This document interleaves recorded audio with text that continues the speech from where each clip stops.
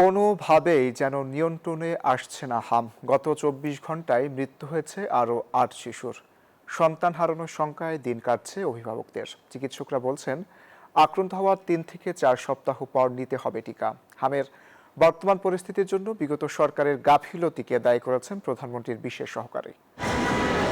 মহাখালীর DNCC হাসপাতাল হামের করাল থাবায় যেন নিস্তেজ ফুটফুটে শিশুদের জীবন। এই হাসপাতালের আইসিইউতে মৃত্যুর সাথে লড়ছে ৫২ জন। চোখের সামনে সন্তানের এমন স্থবিরতা যেন কালো মেঘের মতোই অন্ধকারাচ্ছন্ন করে তুলছে জীবনকে। বাসায় ৪-৫ দিন আমরা দেখলাম, দেখার পরে দেখি যে গতকালকে হঠাৎ রাত্রে সন্ধ্যার পরে থেকে শ্বাসকষ্ট শুরু হয়েছে। লোকাল ডাক্তার ছিল, তো উনি বলল যে ডিএনসিসিতে নিয়ে যান। আজকে আমরা এখানে ৬ দিন যাবত, ওর কাশিটা কমতেছে না, পাতলা পায়খানাটা বেড়ে গেল।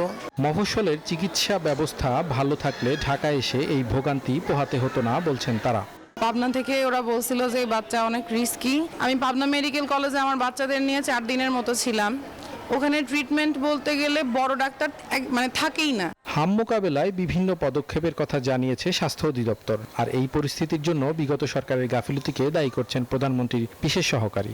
স্বল্পত সময়ে এই যে ভ্যাকসিন আনার নজির কিন্তু অতীতে নেই। এটি কিন্তু সরকারের যে সদিচ্ছা এবং এটির যে গুরুত্ব বহন করে, এটি আপনাদেরকে অনুধাবন করতে হবে। আমরা অবশ্যই হাম নিয়ন্ত্রণে সফল হব এবং আমাদের শিশুদের নিরাপদ রাখতে পারবো।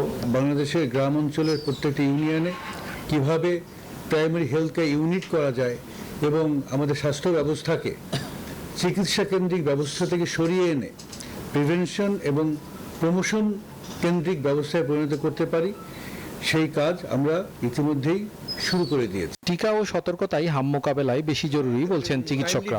নেওয়ার জন্য ডেটা কিভাবে অ্যাভেলেবল করতে পারি। মাইদুল ইসলাম, নিউজ 24, ঢাকা।